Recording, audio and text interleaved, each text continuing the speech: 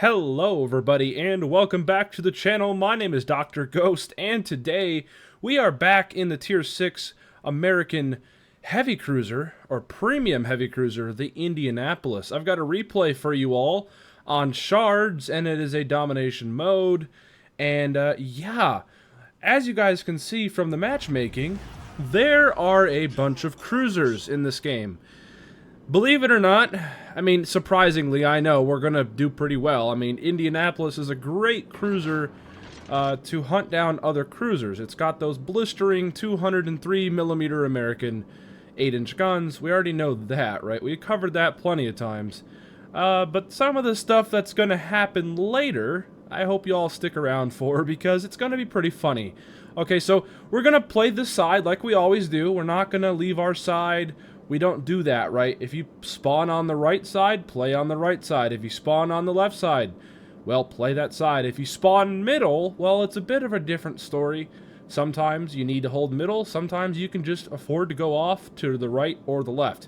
If you spawn mid on any map, usually what you should be doing is trying to support your right and left flanks. So that's usually what I do. When I spawn middle, I try to decide where I'm going to go. If I'm going to stay middle, if I'm going to go over and support somebody, or just, you know, stay middle and support both flanks, you know. So yeah, you really want to be paying attention to that, ladies and gentlemen. Looking at your mini-maps and all that, and getting an idea where everything is and whatnot. So, a bit of awareness there. Very important. Now, we are in the cap. We are in the cap. We did pop our radar. Remember that the Indianapolis has a 9.9 kilometer radar. So we can, you know, spot these guys pretty easily. Now, Belfast is coming around broadside. We shot some of our 8-inch guns, and just like that, we get 3 Citadels for 16,800 damage. Also, if you hear some jingles in the background, don't mind that. That is my cat, so probably his collar. But anyway, just wanted to let you know, if you guys hear some jingles, it is my cat, okay? So anyway, Belfast is still just sailing around, making poor decisions, and those 8-inch guns should have the penetration at that angle, and they do, and down he goes. A lot of people do not understand, or they maybe understand, but they just do not, they underestimate, I guess that's a good way of putting it. They underestimate the power of these 203mm American guns. Like, these are not just average 203s, these aren't just, you know, these aren't just, you know, just typical cruiser guns. No, these are very disgusting. They have increased pen angles. You may think you're angled, but, like, you're not, okay? Now, as you guys can see, we're just obliterating that Leander. I mean, that's to be expected. It's a Leander, a light cruiser going broadside at 8 kilometers. Yeah, he's asking to get absolutely obliterated, right? So, and just like that, down he goes. And that's our second kill of the game, bringing her damage up to 53,000. But like I was talking about, a lot of people just, they underestimate the capabilities of these 203s. In my opinion, and really it's not even my opinion, it's just a fact that American 203s are the best cruiser guns in the game. Hands down. Like, the American heavy cruiser guns are just the best guns in the entire game. At least for cruisers.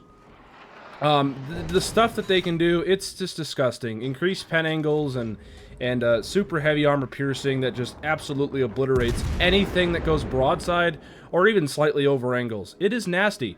And, well, I guess it's accurate, because in real life, I mean, America was pretty damn good in the firepower department, too. But anyway, nonetheless, we're not even going to go there. We are still inside the capture zone at Charlie. We haven't even flipped it yet. And the main reason why we haven't flipped the cap yet is because we've been getting shot at pretty much the whole time. Both of their battleships are on this side of the map, and it's not looking too good over here.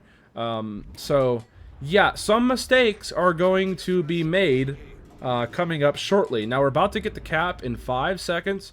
4, 3, 2, 1, and that is the cap. There we go. Just like that. And so far, we're doing pretty damn good, except what I am doing now. Right now, it's okay, but look on the minimap and look where that Queen Elizabeth was last spotted. Do you guys see where that Queen Elizabeth was last spotted? Yeah, she was last spotted going around that island. And I make a big mistake here. I decide to turn my guns towards the Dallas. I want to get a sneaky shot off. The Queen Elizabeth is spotted out there, and I am flat broadside over angled. I did not expect her to get around that corner fast enough. And those are 15-inch guns inbound, and well, I'm dead. Yep, I'm dead. Mistakes were made, ladies and gentlemen. What I should have done was kited out, not even shot that Dallas, loaded HE, and then maybe burnt down that Queen Elizabeth. There's a lot of different things I could have done. Also, just sitting in the cap was probably a better option instead of dying. But so far, it looks like the team's going to win this game. I'm going to go and fast forwards to... minutes. Yeah. They're losing this game, okay? I just fast forwarded, and the enemy team basically clutched this game. It went from being us in the lead, we had all the caps almost, and we were ahead on points, and we were doing fantastic. And it turns out that the team, or the enemy team, our team threw this game. Like, our team completely threw. And as you guys can see, I mean, we were literally leading. I mean, look at this. We're winding it back. We were leading in mostly everything. We were about to get a third cap, and then we went from that to a completely winnable game to this. I mean, yeah, you gotta love it. Blueberries always find a way to throw the game any way possible. And yeah, that was a completely winnable game, and unfortunately it turns out to be a loss. But hey, there's really nothing we can do about it. But I wasn't gonna show this game off. It was a pretty cool game until I got removed by that Queen Elizabeth. But I was about to head out of that game. I actually put my controller down. I went to go get something to eat, and I come back and our team is throwing the game. I'm like, what the fuck happened? Like, it was an equal fight, and I guess the Blueberries just threw everything away. They only took down one enemy ship in the process. So yeah, major problems there. But nonetheless, as you guys can see, this New Orleans is the only one left on my team. Zara is chasing him down, and Zara should absolutely obliterate him with the SAP, and he leaves him on 459 hit points. One more salvo should do the trick, I would think.